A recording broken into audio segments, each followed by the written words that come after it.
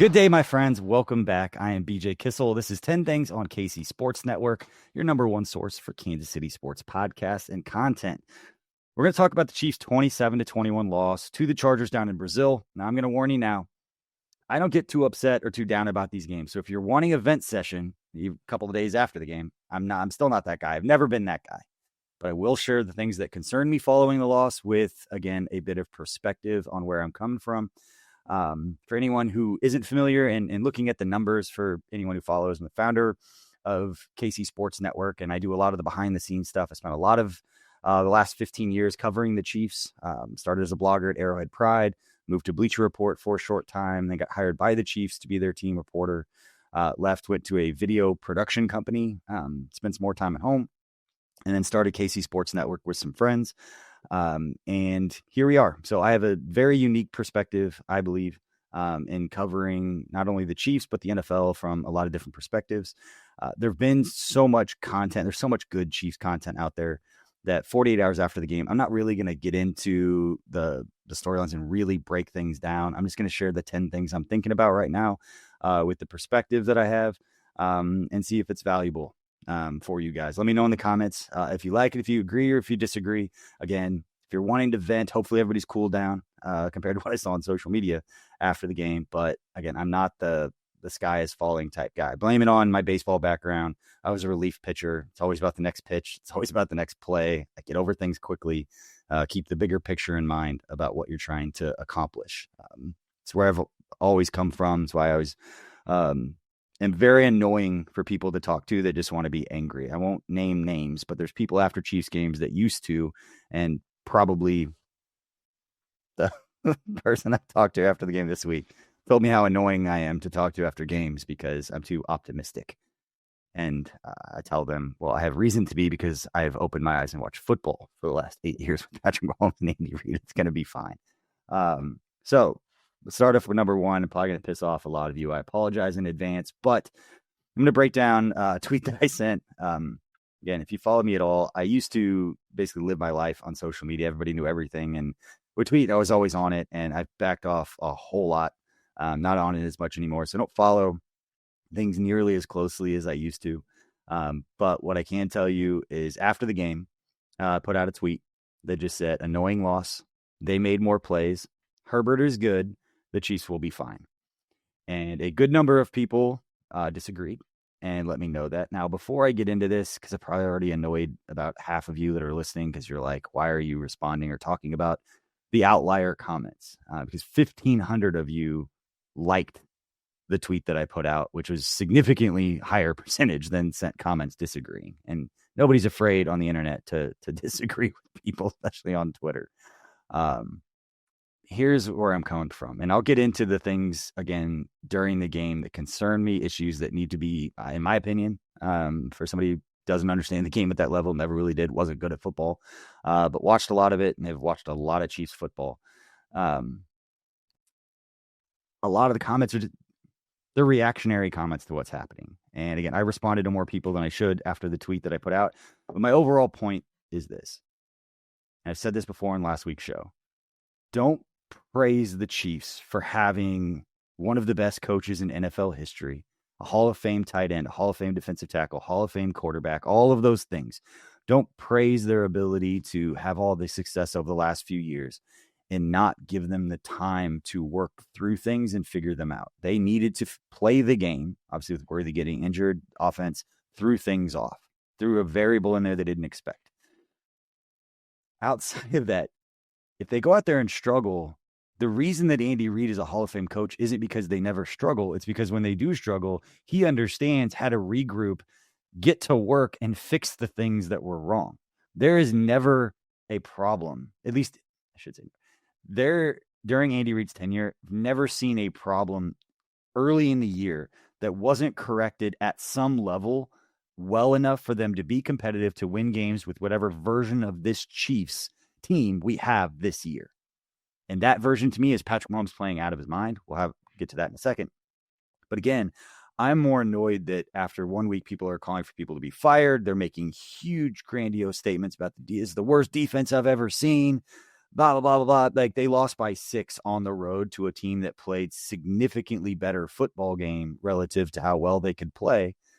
And what we've seen from them compared to what the Chiefs did, it's not what we wanted to see. The biggest concern for me, if we want to really get into it, is them talking about the Chiefs being flat. I don't know if that was because of the 12-hour flight or the fact the game was in Brazil or whatever. I'm not going to get into the Chiefs are tired stuff yet because they've played so many games, all the excuses, because it's week 1. Like, why were they flat? Why were they not excited to come out and play? Obviously, I think the injury to Worthy kind of shell-shocked everyone, and that could make some sense with how it started. But this team has so much experience and all that. The flat part of it annoys me. But not so much to be like, well, Andy Reid doesn't know how to motivate these guys. Maybe he's lost touch. Maybe they should do something else. Like, that is the kind of thinking that I do not understand at all. And I am getting less patient. I have less patience for it as I get older. Again, 1,500 of you, when I put that tweet out, liked it compared to the 50, 60 comments, whatever it was that I got. Some of which were agreeing and a lot of which were, I think, people just frustrated and just firing takes out, which we've seen before. I worked at the Chiefs. People used to say they wish the team plane would crash after a loss. And I'm like, I'm a team reporter. And this is a football game. Like, these are human beings, which, again, for anybody who's followed me, the biggest takeaway I have and the biggest thing that I will always remember from my time working at the Chiefs, just that these are human beings, that they're very, very good at football. The amount of time and effort and all those things that they put into this, these are professionals. They put a lot of effort into this stuff. And again, we're in one of the greatest dynasty stretches in the history of the game. That's happened maybe 3 or 4 times ever. And you get a little hiccup, a little bit of adversity, and everybody's ready to jump ship. And it's very telling for people. I don't understand it at all. As I played sports my entire life, played baseball through college, like, I understand the team aspect. I understand all of that. Doesn't mean others don't, but I don't understand how people that are that quick to jump are successful in other areas of life. I don't, but I don't want to be a giant dick here either, but that part really annoys me. All right, let's move on to number 2.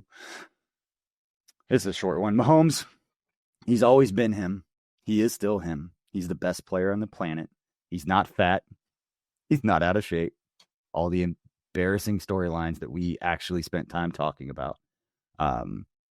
We, as in Chiefs fans and Chiefs creators, I said on the show last week that I blame the creators who aggregated the take as much as I do where the take came from, because I think the take came from a person who's a professional, knows what they're doing, knew what it would do, and they were exactly right. It did exactly what they wanted it to do, and everybody who pretended to be above it by dunking on the take were just giving it the oxygen that it wanted. They were being used in a way that I don't think they understand, but they don't care because they're creating content that got a lot of engagement. Chiefs fans engaged with that kind of content a lot. I don't like it, but nothing I can do about it except we don't fall into that kind of stuff. But for those who did, you'd be happy to know that Patrick Mahomes didn't just eat pizza and drink Coors Light all offseason. He looked exactly like he has the last 7 years, which is the best player in football. He's the last thing on this team that I'm going to worry about. Doesn't mean he's above criticism if he doesn't play well, if he makes mistakes, if he starts doing some things that we've seen in the past whether it was his offensive line was struggling, starts drifting, or he starts trying to do too much. We kind of saw it in this game where he just kind of was like, you know what, screw it. I'm going to do it myself. We've seen that before. If that's the version of what the Chiefs need to be to win games, then at least we know we have a quarterback that can do that. I don't think over the long term that's going to be successful. I don't think it's going to get a whole lot better, a whole lot faster with the schedule that they have. But the Chiefs could start 0-4, and I still think they're going to make the playoffs. And they're not the team that you're going to want to face in the playoffs. They may have to go on the road with everybody freaking out about the beginning of the season and before the race suspension and all that. I still think the team's going to make the playoffs, regardless of what you think about their issues. We faced a team that played very, very well. I'll talk more about that in a second.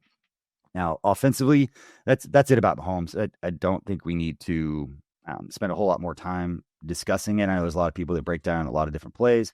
There are all kinds of variables that determine whether or not a play was successful. Obviously, the quarterback has a higher percentage of the responsibility if that happens. But if it doesn't, it's not always on him. There's a middle ground, and that's where Chiefs content lives. That's where content creators for the NFL live, is who's at fault when things don't go well and who deserves all the credit when it does. Obviously, Mahomes is going to get credit as quarterback.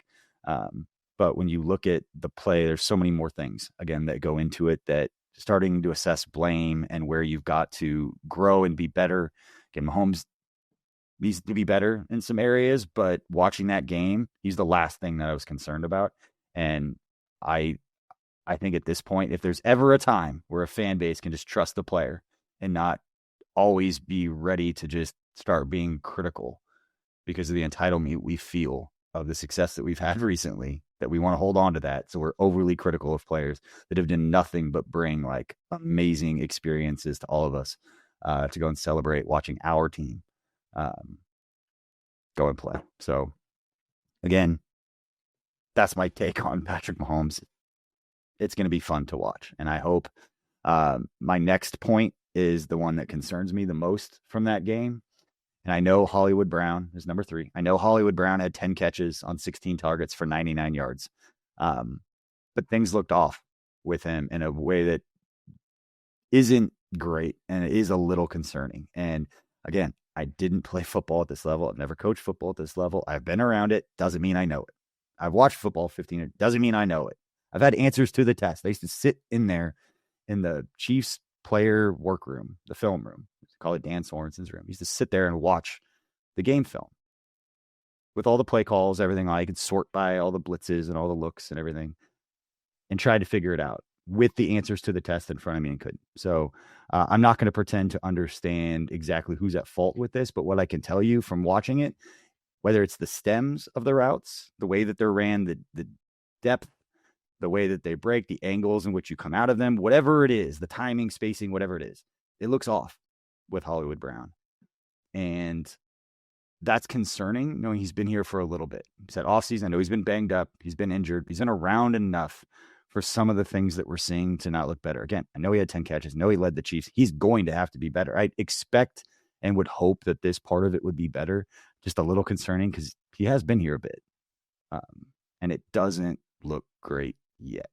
And with, again, Worthy's injury, I haven't seen if it's out there exactly what it was. I'm guessing it's like a clavicle or collarbone type deal. Hopefully it's not for the entire season, but if it is, they've got to get it figured out with Hollywood Brown, at least over the stretch, when Rashee Rice, while he's out. Because when Rashee Rice comes back, he's a top 5 receiver in this NFL.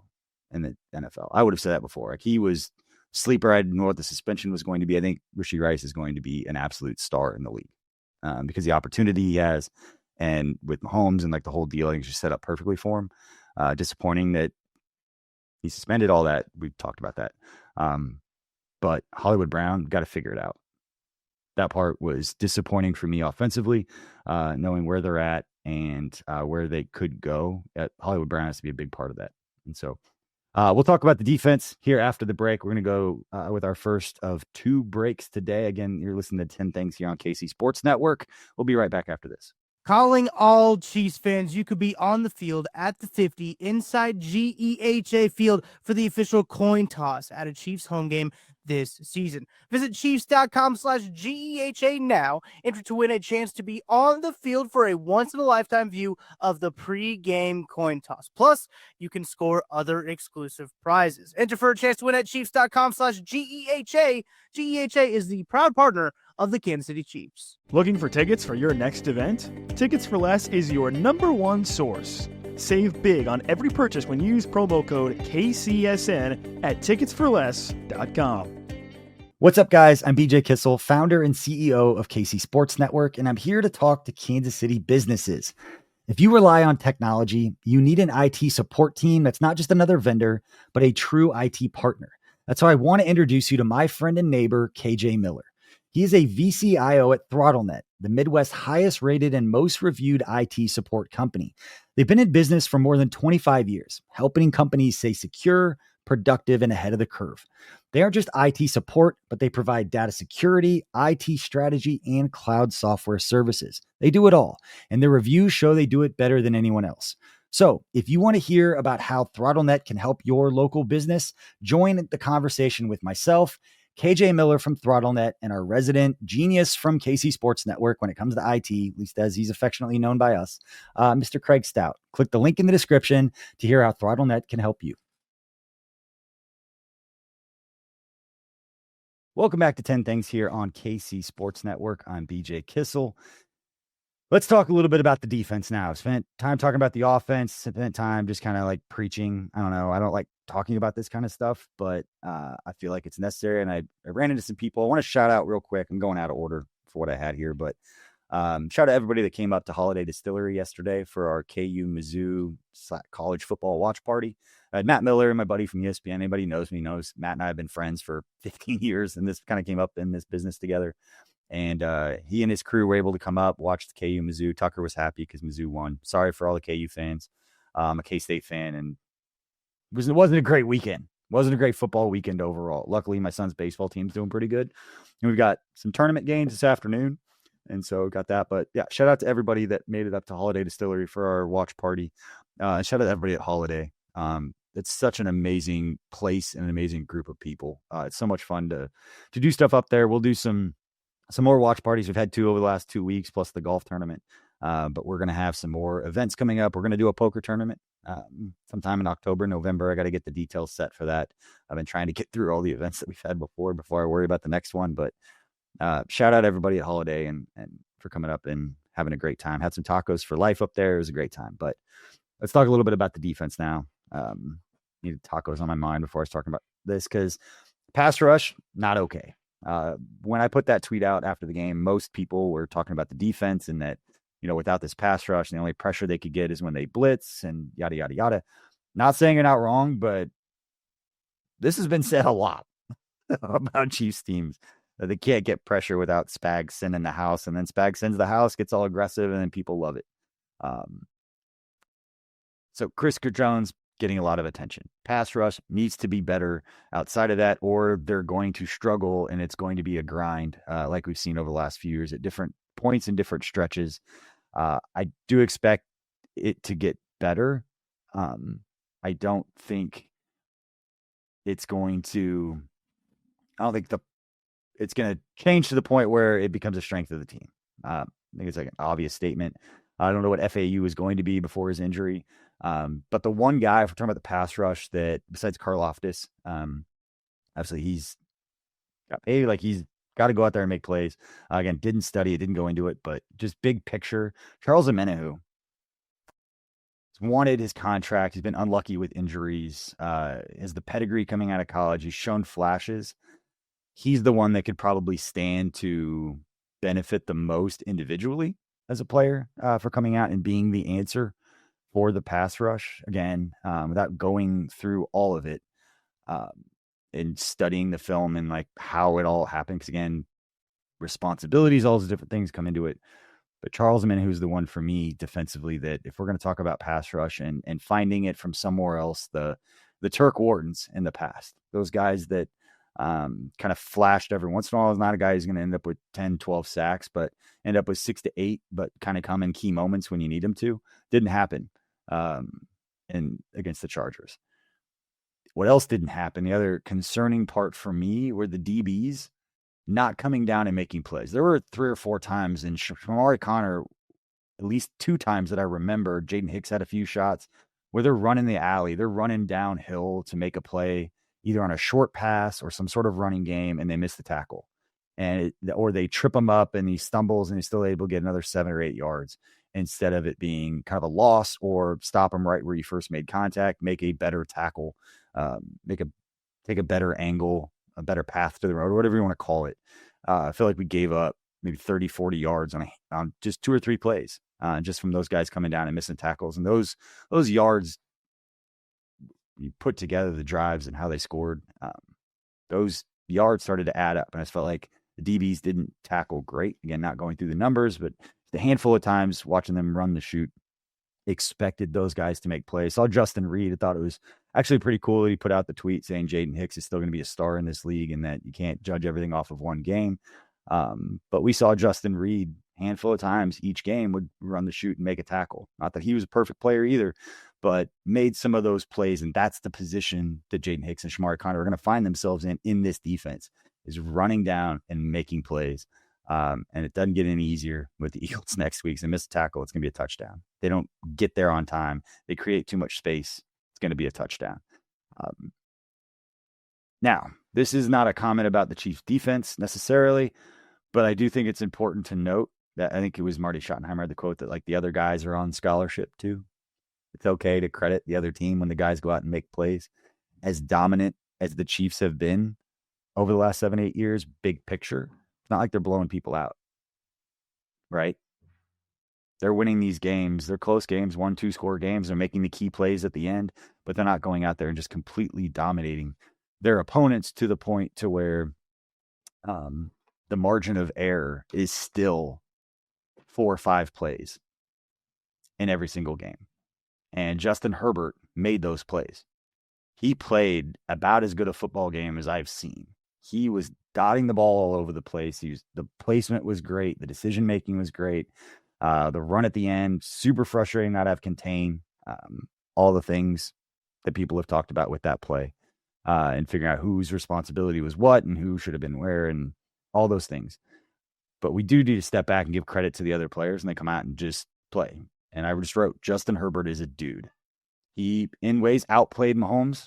He had more guys around him making plays, I think. But Justin Herbert is a top 10 quarterback in the league. And he was drafted high, and the Chargers have high expectations because of the way that he showed that he can play. And he showed that against the Chiefs. 25 of 34 for 318 yards and 3 touchdowns. 7 rushes for 32 yards. The guy made plays, and sometimes you just got to tip your cap and be like, you know what? They were better than us that day. It felt like they had better answers. It felt like when they picked up chunk plays, it felt like they were in the right situation. They were running man beater concepts when we were in man, and then they had great calls against zone. It just felt like whatever we tried to do, they had an answer for it.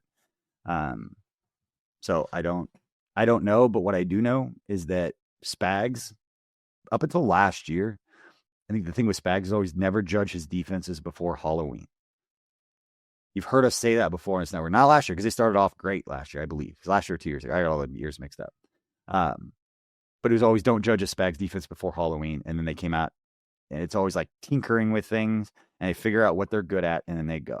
Maybe that wasn't the case in the years past because they had some veterans, guys like Justin Reed, that they knew what they had.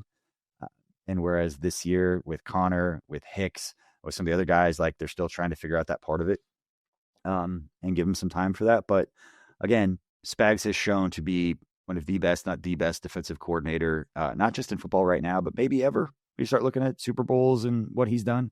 So yeah, not a great performance. Justin Herbert came out and played well. It's part of his responsibility. It's part of the player's responsibility. But we've seen them do this before, and we've seen them figure it out and come out and play better. Again, I believe that 85% of you that are listening know this, especially if you're still listening at this point in the show. You know me well enough to know where I'm coming from, but it's because we've seen this before. We've seen them struggle. We've seen them have issues like we're doing right now, and they've overcome it. Doesn't mean it won't hold them back. Doesn't mean all of a sudden the pass rush is going to get figured out because Spags watched film of this game and all of a sudden had some huge idea. But they're the best at what they do. So let them be the best at what they do. And sometimes the other dudes just make plays. But from the Chiefs defense perspective, curious what you all think. Please let me know in the comments or on social media. However you want to hit me up. And if you're watching on YouTube, let me know in the comments. I'll get in to the comment section later today after the video posts. I'm recording this in the morning. Like I said, my son's got a baseball tournament today, a bracket. So we might have as many as 3 games today. But I will get in there and comment what you guys think about what you saw from the defense outside of that. Don't have any takes about defense outside of those handful of plays. It's getting frustrating to watch the guys fly down and miss the tackles from the safety position. Like I mentioned with Shamari Connor and Jaden Hicks, felt like they had a couple each. But again, those things, it's going to get better. We've let them do what they do and coach them up and teach them, and they'll be fine. We're going to take one more break. When we come back, talk a little bit about some things we have going on at KCSN and my few last takes regarding the Chiefs' loss to the Chargers down in Brazil. We'll be right back after this. What's good, everyone? It is KCSN betting analyst Benny Heiss. You know, something hit me as I was driving to the Missouri side, ironically, for something not available on the Kansas side. I cross over. I just can't get over how long sports fans in the state of Missouri have been waiting. It feels like forever. Good news is you don't have to wait much longer because DraftKings Sportsbook, America's top-rated sportsbook app, is finally coming to the Show Me State. And if you're thinking, yeah, but I got to wait on the sidelines until December 1st, it's not true. You can sign up right now. And when we go live, new Missouri customers get $300 in bonus bets just for placing a $5 bet. $5. That's not even as much as a pumpkin spice latte that's going to take over. So it's not some ragtag sports, but this is DraftKings. You got live in-game betting. So if your team starts hot, you can jump in mid-play. There's lightning fast payouts. None of that wait 3 days for your money nonsense. And you've got more ways to get in on the action. There's no better way to start. It's all from your phone. When we go live, you'll be betting with a sportsbook trusted by millions, safe, secure, fast withdrawals, everything you want. Well, except maybe a guarantee that your team will cover the spread, but that part's still on you. So here's the move. You download the DraftKings Sportsbook app, use code KCSN, and when we go live December 1st, that $5 bet turns into $300 in bonus bets. That is code KCSN in partnership with DraftKings Sportsbook. Gambling problem? Call 1-800-GAMBLER. 21 plus and physically present in Missouri. Eligibility restrictions apply. Bonus bets expire 7 days after they are issued. Excludes customers who redeem pre-launch sign-up offer. Terms at sportsbook.draftkings.com/promos. I'm Brett Goodwin, one of the owners of The Learning Tree.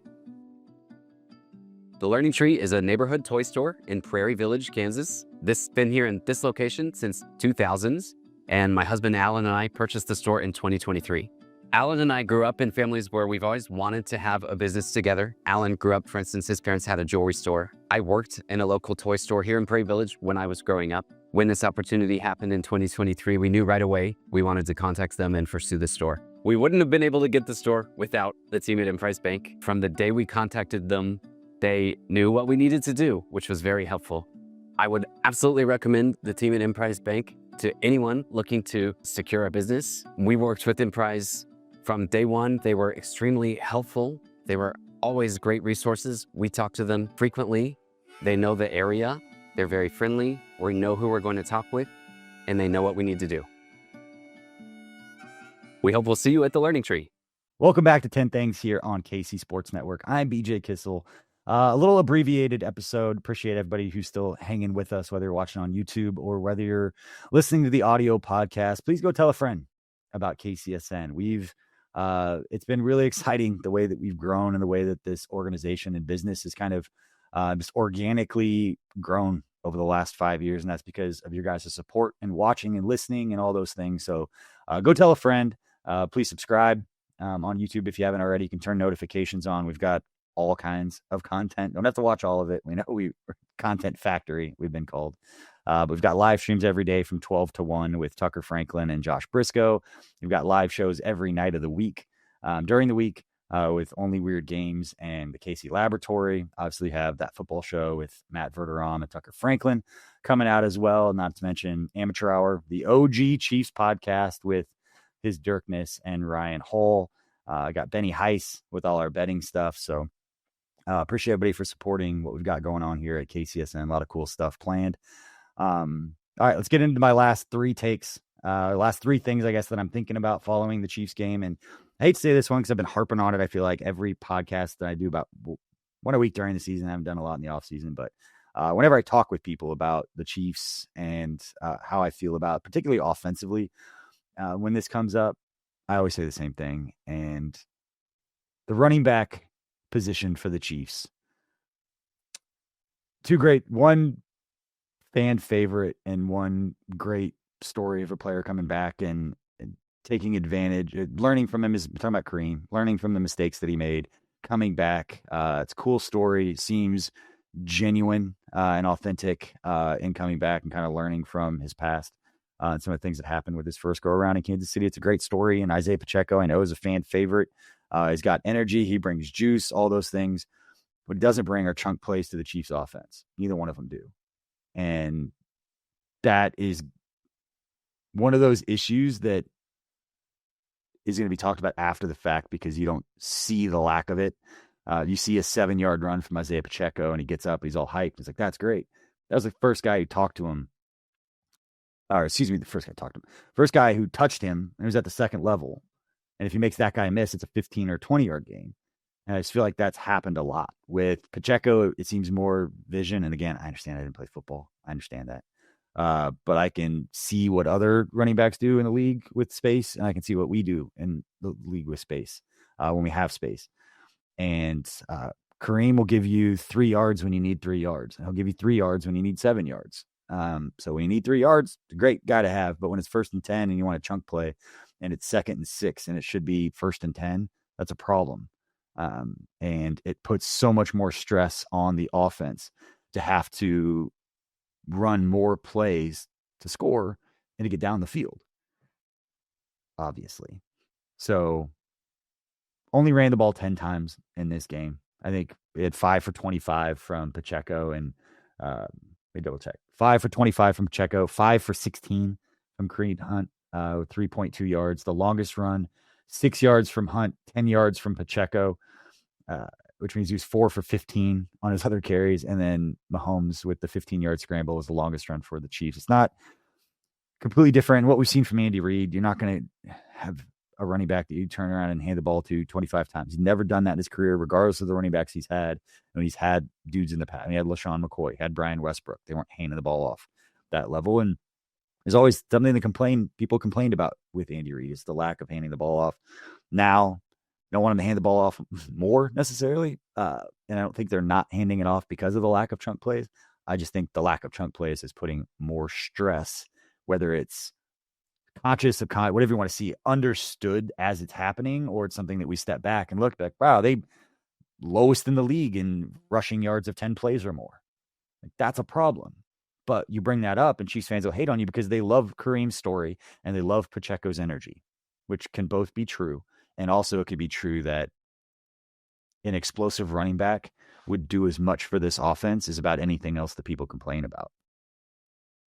Big picture of how to find success with this offense, with this Andy Reid group, is whether it's Brashard Smith, Elijah Mitchell, like trading for a dude. I know there were rumors about the Chiefs trading for a guy. The guy that can pick up some chunk plays on the plays where they're given space. Doesn't mean you have to make something out of nothing and be an all-star running back. You just need to pick up chunk plays when it's there, and that's not happening. That, to me, is a problem.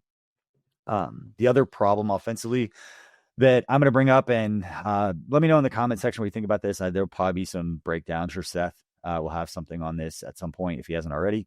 But I asked Tucker when I saw him yesterday at the watch party up in Weston at the distillery, asked him what he thought about the game, and he said he rewatched the game afterwards to see if he'd make him feel better, and he actually felt worse because he was focusing on Kingsley at left guard and said that it's a lot of the same issues. Was getting beat inside quickly.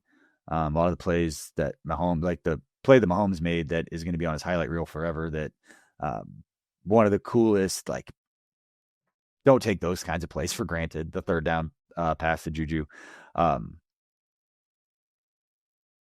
was the play I think that Tucker said that Khalil Mack beat Kingsley in immediately and made Mahomes go all Superman, like we've seen him do. But I think the phrase that Tucker gave me when I asked about Kingsley, he said, yikes, which is not a great sign. So whether it's Jalen Moore going to left tackle, which means Jawan Taylor is on the right side with all of his issues getting screamed at. That part, actually, I don't have him on there. Jawan Taylor getting screamed at by Travis Kelce.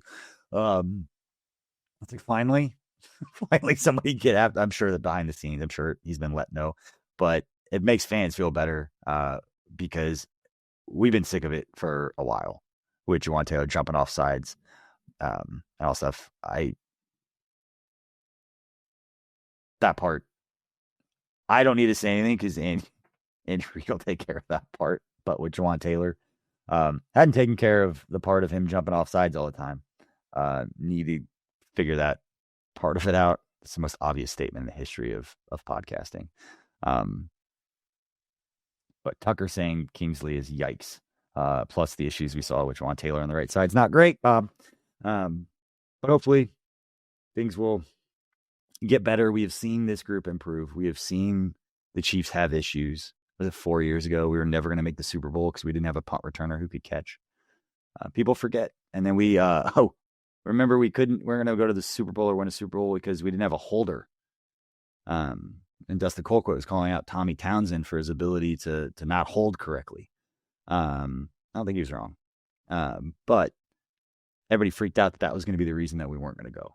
There's always going to be something you're freaking out. Like, this is the reason that we're not the most perfect football team in the history of the game. And if the parity, like, that's not going to happen. They want everything to be close. Even as the Chiefs, again, I talked about it earlier, even as dominant as the Chiefs have been, going to all the 5, 6 straight AFC championships, 7 straight AFC championship games, 3 Super Bowl wins in this stretch. It's not going to happen. Like, it is a process. And I think everybody understands that that's watched it.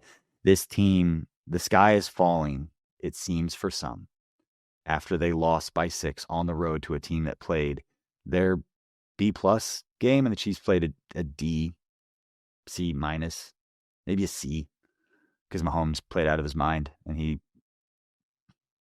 single-handedly can raise that grade. But again, sky is not falling. I'm going to say the same thing. If they lose to the Eagles, I don't care what it looks like. We've seen this before. We've seen them overcome stuff. Still going to make the playoffs, barring everybody staying healthy. And hopefully Xavier Worthy can be back sooner rather than later. But by the time you listen to this, there probably is going to be news coming out that he's out for the year. So who knows?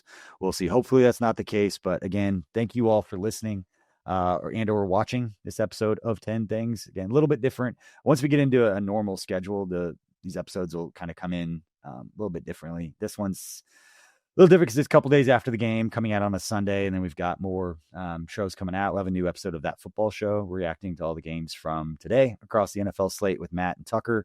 And they'll have Lab tomorrow night and get everything going for the Chiefs and Eagles, which I know the NFL is going to love. It's a game that the Chiefs, maybe it'll be good for them to get up for that game. They won't be flat like they reportedly were, and it kind of looked like they were down in Brazil. Not going to be flat playing the defending Super Bowl champions in your home opener, and especially a team that just absolutely whomped you last time we played. And sometimes that happens. Pardon my language. Some people need to hear this and understand it, but sometimes you get your ass kicked. It happens. Even champions get their ass kicked sometimes, and they're champions because of the way they react to it. Not what happens to you, it's how you react to it. And that is, if anything, that is something to remember about Andy Reid and why he's one of the best ever. It's not because he's perfect. It's because he sticks to the process that he has and continues to do the work and doesn't get caught up and reactionary to all the things. So appreciate everybody for hanging out. Sorry for dragging on. You're used to it if you've listened to my podcast at this point. And it's not easy to do a podcast by yourself, especially when you don't necessarily like hearing your takes, because I feel like a lot of them are just obvious and I don't want to react to just the outlier comments that are out there. But appreciate everybody again for the support of KCSN. Got some cool stuff coming up. Shout out to ThrottleNet, our new cybersecurity partner that we announced last week. I've said this before. I'll talk a little bit about the business side of KCSN, and then I will each episode. I think it's really important for the audience to know and for us to be transparent that, you know, we love what we're building at KCSN. Nobody's getting rich doing this. It's not what it's about. But advertising and marketing for businesses, whether local businesses, national businesses, is how we function as a company. It's how we bring this content to you. It's how we keep all of this together and make it all work.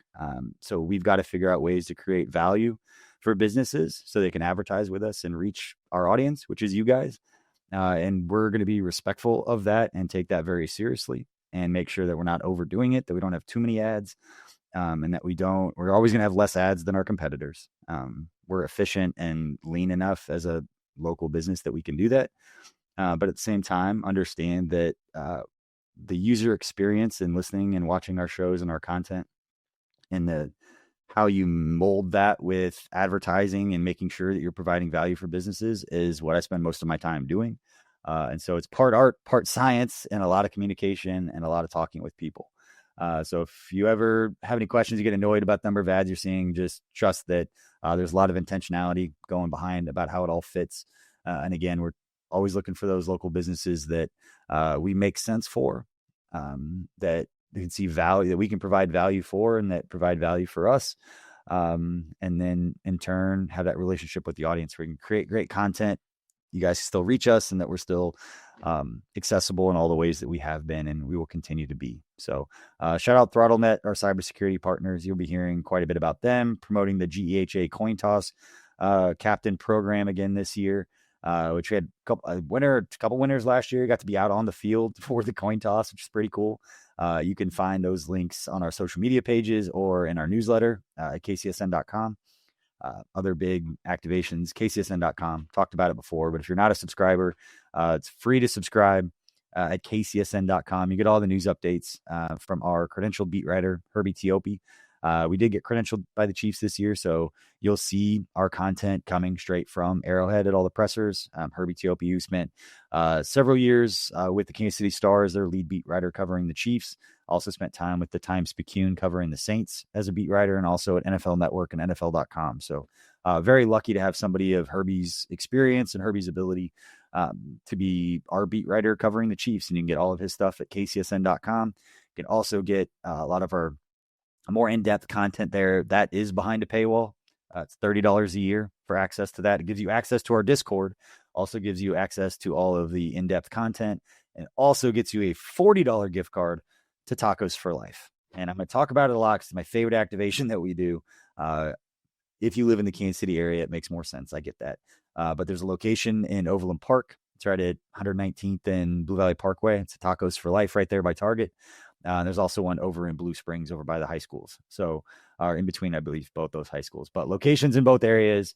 You pay $30 a year. You get access to our content, access to our Discord, access to special events that we have going on. We do some giveaways as well. And then I'm going to I'm going to mail you personally. I write them up myself right here. I'm going to send you a $40 gift certificate to Tacos for Life for paying $30 a year for the best Chiefs written content you can find. So appreciate everybody for hanging out. Make sure to subscribe to kcsn.com. Sorry if you hear my dogs. Some squirrel is probably in the front yard. Neighborhood Watch is on it. Appreciate everybody for hanging out. We'll see you next week, hopefully after a win over the Eagles. If not, the sky's still not falling. If I annoy you with my level of optimism, just know that it's coming from a place of I've had my eyes open for the last 7 years and what we've seen from this team. We have seen them struggle. We have seen them figure it out. And we have seen them still go back to the Super Bowl during seasons in which they've had losing records. So please understand it's going to be okay. And trust that if you believe Andy Reid is one of the best coaches in NFL history, actually believe that. They believe that we have the right people in place to fix the issues that we saw against the Chargers and losing by 6 points on the road to a good divisional opponent. Thanks for hanging out. We'll see you next time.